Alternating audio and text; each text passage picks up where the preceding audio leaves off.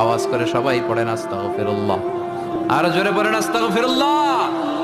বিশ্বনবী বলেন, মান লাজিমাল ইস্তিগফার জাআলাল্লাহু লাহু মিন কুল্লি দিকিন মাখরাজা। সব সময় ইস্তিগফারের সাথে যে লেগে থাকবে, রব্বুল আলামিন তারে পাঁচটা জিনিস দিবে। কয়টা? কথা কন আরো জোরে, সবাই বলেন কয়টা? নাম্বার 1, জাআলাল্লাহু লাহু মিন কুল্লি দিকিন মাখরাজা। বিপদে পড়লে বিপদ থেকে উদ্ধার করবে কে? আমাদের তো কোনো বিপদ নাই না? আছে। কত বিপদ, হ্যাঁ? রাস্তাঘাটে দুর্ঘটনা হতে পারে, যে কোনো সময় ভূমিকম্পে পড়তে পারি, বজ্রপাত পড়তে পারে না, ঠেড়া পয়রা মানুষ নাই, আছে না নাই? এই বিপদ আপদ থেকে আপনারা রক্ষা করবে কে? যদি আপনি ইস্তেগফারের সাথে আঠার মতো লেগে থাকেন। কিসের সাথে? কথা বলেন। ইস্তেগফারের সাথে লেগে থাকতে পারলে 1 নাম্বার হচ্ছে বিপদে পড়লে আপনারে মুক্ত করে দিবে কে? 2 নাম্বার, ওমিন কুল্লি হাম্মিন ফারাজা। যে কোনো ধরনের টেনশন, হাইপার টেনশন থেকে বাঁচায় দিবে কে? আমাদের তো টেনশন মেনশন নাই না? আছে।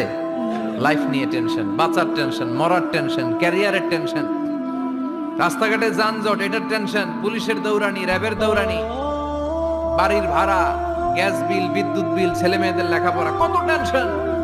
এই সব টেনশন থেকে আপনারে মুক্ত করে দিবে কে? 3 নম্বরে, ওয়ারযুকহু মিন হাইসু লা ইয়াহতাসিব। এমন জায়গা থেকে আল্লাহ আপনার রিজিকের ব্যবস্থা করবে আপনি কল্পনাই করতে পারবেন না। সুবহানাল্লাহ পড়েন। 4 নম্বরে, সব সময় ইস্তেগফার যদি পড়া হয়, আল্লাহর কোনো আযাব ওই বান্দার উপরে আসে না। ওমা কানাল্লাহু মুআযযিবাহুম ওয়া হুম ইস্তাগফিরুন।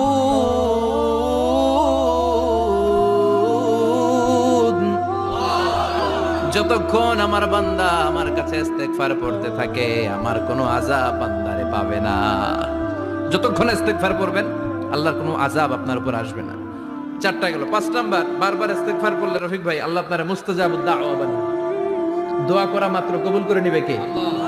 মুস্তাজাবুদ দাওয়া বুঝেন তো? মানে যিনি হাত তুলতে দেরি, কবুল হতে দেরি হয় না। বারবার ইস্তেগফার পড়ে দেখেন যে আপনার দোয়া কেমনে কবুল হয়। ইমাম আহমদ ইবনে হাম্বলের নাম শুনেছেন? হাম্বলি মাযহাবের প্রতিষ্ঠাতা। হানাফি, শাফিঈ, মালিকি, 4 নাম্বারটা আপনারা বলেন। হাম্বলি। এই হাম্বলি মাযহাবের ইমামের নাম আহমদ ইবনে হাম্বল। জগৎ বিখ্যাত মুহাদ্দিস। একক স্বতন্ত্র হাদিসের কিতাব হিসেবে পৃথিবীতে সবচেয়ে বড় যে হাদিসের কিতাব, ওইটার নাম মুসনাদ আহমদ ইবনে হাম্বল। 40,000 হাদিসের কালেকশন আছে এটাতে। এই ইমাম আহমদ ইবনে হাম্বল ওনার শেষ জীবনটা হাদিস পড়ানো, হাদিস কালেকশনের জন্য ব্যয় করেছেন। শহরের পর শহর, দেশ থেকে দেশ, দেশান্তরে ঘুরতেন একটা হাদিসের জন্য। উনি সফরে বেরিয়েছেন হাদিস কালেকশনের জন্য। প্রচন্ড শীতের রাত, উনি মাগরিবের নামাজ, এশারের নামাজ পড়ে একটা মসজিদে শুয়ে পড়লেন, আর শুয়ে শুয়ে হাদিস পড়তেছেন। কি পড়তেছেন? কথা বলেন। আর মনে মনে ভাবলেন রাতটা মসজিদে কাটায় দেই, ফজরের নামাজ পড়ে আবার বেরোবো। কিন্তু দারোয়ান এসে বলে মসজিদে থাকতে পারবেন না, ওঠেন। দারোয়ান আছে না? কথা কন। আহমদ ইবনে হাম্বল বললেন, আমি শুধু রাতটা থাকতে চাই, আমি তো ফজরেরও মুসল্লি, ফজর নামাজ পড়বো তো এই মসজিদে, আমার থাকতে দাও। দারোয়ান তো দেয় না, কেন? মসজিদে থাকার জায়গা না, যান মিয়া। উনি যে আহমদ ইবনে হাম্বল এটা চিনে নাই, থাকতে দেয় না। কি করবে এখন? উনি কাঁথা গুছিয়ে হাদিসের কিতাব নিয়ে, কাঁধের মধ্যে ব্যাগ নিয়ে মসজিদ থেকে বেরোয় গেলেন। কি আর করবে? প্রচন্ড শীত, আর কাঁপতেছেন, বুড়ো মানুষ। পথিমধ্যে দেখলেন বাজার একজন খাব্বাজ, শাবুন খাব্বাজ, যুবক রুটি বিক্রেতা। সে রুটি বিক্রি করে, চুলার মধ্যে রুটি সেকে। সে যে সালাম দিল, আসসালামু আলাইকুম। যুবক বলে, ওয়ালাইকুম আসসালাম। আহমদ ইবনে হাম্বল বলে, যুবক আমার যাওয়ার জায়গা নেই, সফরে বেরিয়েছি, খুব শীতে কষ্ট পাচ্ছি, রাতে যদি তোমার এই চুলা থেকে একটু আগুন পোহাই, কোনো সমস্যা? যুবক বলে, না না সমস্যা না, হালান ওয়া সাহালান, খোশ আমদেদ, আসেন আসেন, আপনি আগুন পোহাইলে আমার সমস্যা কি? সুবহানাল্লাহ পড়েন। আল্লাহ শুকরিয়া করে উনি বসলেন আর আগুন পোহাচ্ছেন। আর খেয়াল করলেন যুবক রুটি বানায় আর পরে আস্তাগফিরুল্লাহ, রুটির দলা বানায় পরে আস্তাগফিরুল্লাহ, খামির বানায় আর পরে আস্তাগফিরুল্লাহ, রুটি নিয়ে উনুনের ভিতরে, চুলার ভিতরে সেকা দেয় আর পরে আস্তাগফিরুল্লাহ। দোকানদারের কাছে কেউ আসলেই সে রুটি দেয় আর পরে আস্তাগফিরুল্লাহ। ক্রেতার কাছ থেকে টাকা নিয়ে ক্যাশ বক্সে রাখে আর কি পড়ে, আবার রুটি বানানো শুরু করে আর কি পড়ে, খালি এটাই পড়তেছে। ইমাম আহমদ ইবনে হাম্বল তো অবাক, কি রে এটা আবার কেমন যুবক, খালি আস্তাগফিরুল্লাহ। উনি প্রশ্ন করলেন, যুবক ঘটনা কি? আসার পর থেকেই তোমার দেখতেছি তুমি রুটি বানাও, রুটি বিক্রি করো আর পড়ো আস্তাগফিরুল্লাহ। মালাকা ইয়া শাবাব। যুবক বলে, আস্তাগফিরুল্লাহ আমার সবচেয়ে বেশি পছন্দের আমল। আমি সব সময় আঠার মতো ইস্তেগফারের সাথে লেগে থাকি আর সব সময় পড়তে থাকি আস্তাগফিরুল্লাহ, আর এর বদৌলতে আল্লাহ আমারে মুস্তাজাবুদ দাওয়া বানিয়ে দিয়েছে। আহমদ ইবনে হাম্বল তো অবাক, আনতা মুস্তাজাবুদ দাওয়া, তুমি মুস্তাজাবুদ দাওয়া রুটিওয়ালা? আমি এত বছর হাদিস পড়াই, আমিও তো মুস্তাজাবুদ দাওয়া না, আর তুমি রুটি বেচো বাজারে, তুমি মুস্তাজাবুদ দাওয়া, তুমি দোয়া করলে সব কবুল হয়ে যায়? যুবক বলে, না আনা মুস্তাজাবুদ দাওয়া, আমি আমার জীবনে যত দোয়া করেছি কবুল করে নিয়েছে কে? আল্লাহ। সব দোয়া কবুল করে নিয়েছে আল্লাহ, একটা দোয়া ছাড়া। কয়টা? আহমদ ইবনে হাম্বলের কৌতূহল, কিউরিওসিটি আরো বেড়ে গেল, কি সব দোয়া কবুল হয়েছে একটা দোয়া ছাড়া? মাযালিকা দোয়া ইয়া শাব, কি সেই দোয়া? যুবক এবার বলতে শুরু করলো, আমার জীবনে যে দোয়াটা আল্লাহ কবুল করে নাই সেটা হচ্ছে, আমি আল্লাহর কাছে অনেক চেয়েছি, অনেক দোয়া করেছে যে আল্লাহ, শুনেছি এই জামানার সবচেয়ে বড় মুহাদ্দিস, তার নাম নাকি ইমাম আহমদ ইবনে হাম্বল। আল্লাহ তোমার কাছে আমার চাওয়া, আমি যেন এই ইমাম আহমদ ইবনে হাম্বলকে দেখে মরতে পারি, আমি যেন ইমাম আহমদ ইবনে হাম্বলের হাতে হাত রেখে মুসাফা করতে পারি আর তার কপালে একটা চুমু এঁকে দিতে পারি।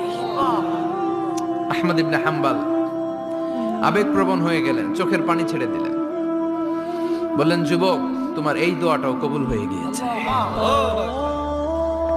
আহমদ ইবনে হাম্বলের দেখা সাক্ষাৎ পাওয়ার জন্য আহমদ ইবনে হাম্বলের বাড়িতে তোমার যাওয়ার দরকার নাই, আহমদ ইবনে হাম্বল তোমার দরবারে ছুটে এসেছে। আনা আহমদ ইবনে হাম্বল মুহাদ্দিসুদ দাহর, আমি নিজেই আহমদ ইবনে হাম্বল। যুবক চোখের পানি ছেড়ে দেয়, আহমদ ইবনে হাম্বল চোখের পানি ছেড়ে দেয়। যুবক চিৎকার মেরে ইমাম আহমদ ইবনে হাম্বলকে জড়িয়ে ধরে, হাতে হাত রেখে মুসাফা করে, কপালের মধ্যে চুমু খায় আর আল্লাহর শুকরিয়া করে বলে, ও ইমাম, আসলে এই দোয়াটাও আল্লাহ আজকে কবুল করে নিল। বিশ্বাস হয়? সবসময় ইস্তেগফার করলে আপনার দোয়াগুলোর এইভাবে কবুল করে নিবে কে? এই পাঁচটা জিনিস পাবেন সবসময় যদি ইস্তেগফারের সাথে লেগে থাকেন। রাজি আছেন তো? এজন্য বিশ্বনবী সব সময় নামাজে সালাম ফিরানোর পরে পড়তেন আস্তাগফিরুল্লাহ। কি পড়তেন? আস্তাগফিরুল্লাহ। 3 বার পড়তেন আস্তাগফিরুল্লাহ, আস্তাগফিরুল্লাহ, আস্তাগফিরুল্লাহ। পড়তে রাজি আছেন? ইনশাআল্লাহ। ইস্তেগফারের অনেকগুলো আলফাজ আছে, সবচেয়ে ছোট ইস্তেগফার হচ্ছে এটা, আস্তাগফিরুল্লাহ, আস্তাগফিরুল্লাহ। আরো আছে, আস্তাগফিরুল্লাহ আল্লাযী লা ইলাহা ইল্লা হুয়াল হাইয়ুল কাইয়্যুম আতুবু ইলাইহি। বিশ্বনবী বলেন, এই ইস্তেগফারটা যদি কেউ পড়ে, আত-তাওয়াল্লি মিন ইয়াউমিজ যাহাফ, যুদ্ধের ময়দান থেকে পালিয়ে আসা কবিরা গুনাহ। কি গুনাহ? কাফেরদের সাথে যুদ্ধ, আমি তাগড়া যুবক, তলোয়ার নিয়ে নেমেছি, আমার দেহের এক ফোঁটা রক্ত থাকা পর্যন্ত আমি যুদ্ধ চালিয়ে যাব, আমি ফিরে আসতে পারবো না, আইনটা কার? ফিরে আসলে কবিরা গুনাহ। বিশ্বনবী বলেন, যুদ্ধের ময়দান থেকে ফিরে এসেছে এরকম কবিরা গুনাহ অবলম্বনকারীও যদি আস্তাগফিরুল্লাহ আল্লাযী লা ইলাহা ইল্লা হুয়াল হাইয়ুল কাইয়্যুম আতুবু ইলাইহি পড়ে, ওই কবিরা গুনাহকারীকেও ক্ষমা করে দিবে কে? পড়তে রাজি আছেন তো? আবার সাইয়েদনা আবু বকর বললেন, ইয়া রাসূলুল্লাহ আল্লিমনি দুআআন আদউ বিহি ফি সালাতি, এমন দোয়া আপনি আমারে শিক্ষা দেন যে এই দোয়াটা আমি নামাজে পড়তে পারি।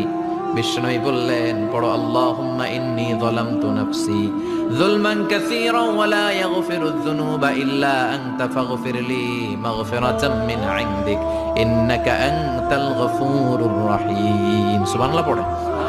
এটাও ইস্তেগফার। আমরা এটার বলে দোয়া মাসুরা, সালাম ফেরানোর আগে পড়ি না? যেখানেই ক্ষমা চাওয়ার কথা আছে ওইটারই কি বলে?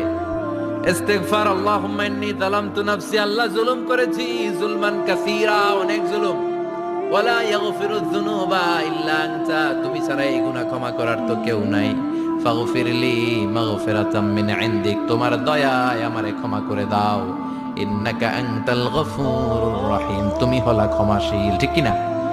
এটাও ইস্তেগফার, এটাও পড়বেন। আর এই সব ইস্তেগফারের শ্রেষ্ঠ ইস্তেগফারের নাম সাইয়্যিদুল ইস্তেগফার। যত ইস্তেগফার হতে পারে এর মধ্যে সবচেয়ে শ্রেষ্ঠতম ইস্তেগফার নাম কি? সাইয়্যিদুল ইস্তেগফার। কথা কন। বুখারীর বর্ণনা, শাদ্দাদ ইবনে আউস রাদিয়াল্লাহু তাআলা আনহু বর্ণনা করেন, এই সাইয়্যিদুল ইস্তেগফার দিনের বেলা যে পড়বে ওই দিনে মারা গেলে সে জান্নাতি। এই সাইয়্যিদুল ইস্তিগফার রাতের বেলা যে পড়বে, ওই রাতে যদি ইন্তেকাল হয় ওই লোকটা জান্নাতি।